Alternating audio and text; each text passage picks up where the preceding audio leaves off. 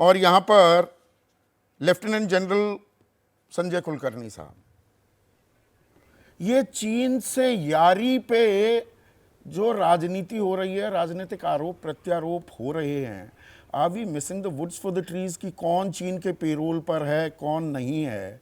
चीन हमें आंखें भी तरेरता है, सलामी स्लाइसिंग भी करता है, ज़मीन कब्जा किए जा रहा है, कहीं पर ऑप्टिकल फाइबर्स बिछा रहा है, कहीं पर हेलीपैड बना रहा है, कहीं पर गांव बसा रहा है।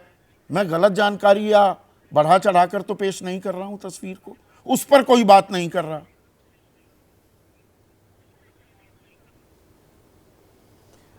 Sandeep ji thank you.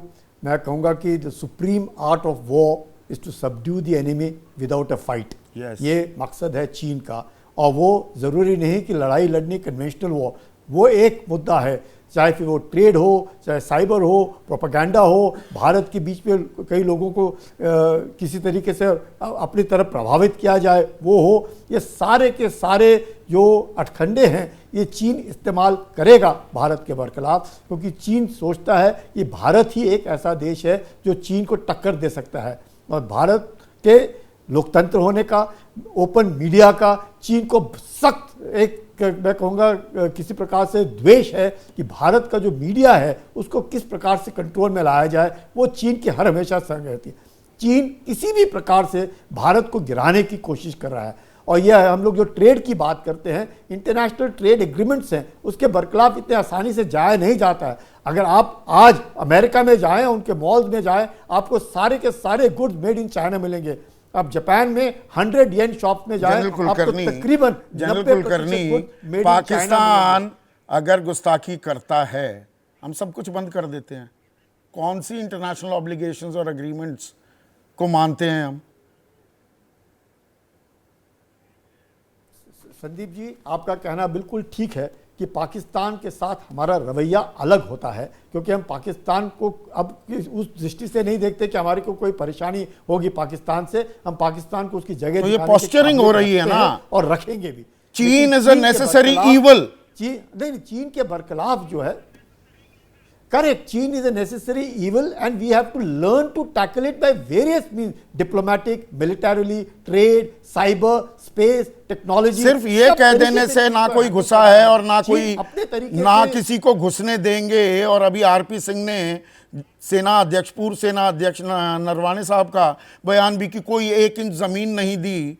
Telegraph की खबर है 1000 वर्ग किलोमीटर गलवान के बाद वो कब्जा कर चुका है। फिंगर 8 तक हमारा कब्जा होता था, लाइन ऑफ एक्चुअल कंट्रोल वहां तक थी, अब वो फिंगर 4 तक तो चीन आ चुका है। ये तो डॉक्यूमेंटेड चीजें हैं। तापिर गांव खुद संसद में कह चुके हैं कि चीन अरुणाचल में गांव बना रहा है।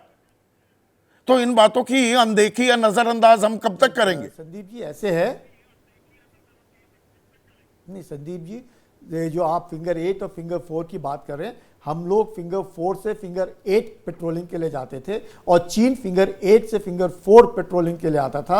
अब यह बफर बन गया है, चीन फिंगर 8 पर है और हम फिंगर 4 के तरफ है, तो हम लोग अब पेट्रोलिंग नहीं कर रहे। तो ये एक बफर बन गया है इस मकसद से कि दोनों देशों की जो ट्रुप्स है, जब भी हम एक दूसरे के साथ पेट्रोलिंग पे जाते थे, मैं खुद गया हूँ, कई बार दिक्कत होती थी, फिर फ्लैग करो, ये करो, वो करो, धक्का बुक्की दो, उससे बचने के लिए और दोनों देशों के बीच में अच्छे संबंध रखने के लिए। अच्छा, एक चीज बताइए, कदम उठाए। एक सेकंड, उसी जनरल बिशंबर दयाल युद्ध में, लड़ाई में स्ट्रेटेजिक पोजीशंस हथियाना बहुत अहमियत रखते हैं।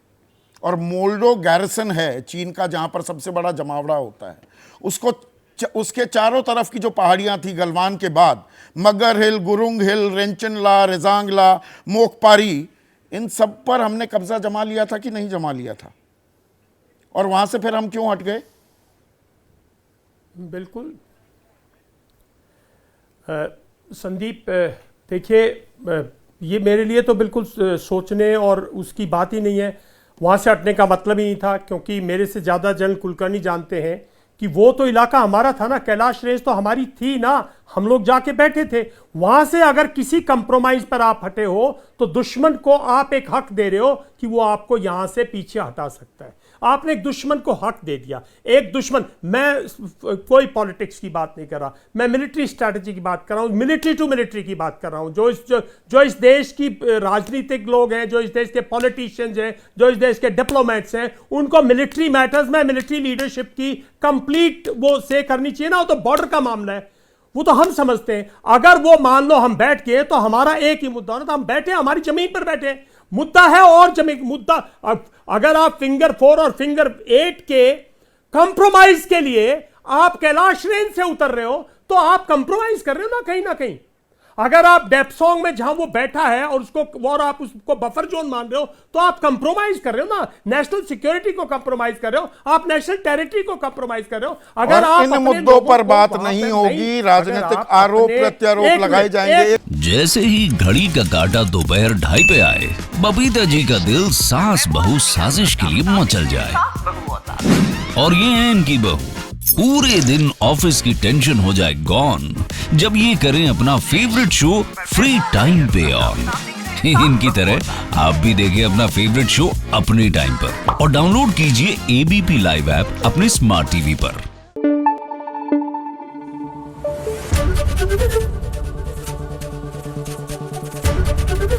एबीपी न्यूज आपको रखे आगे।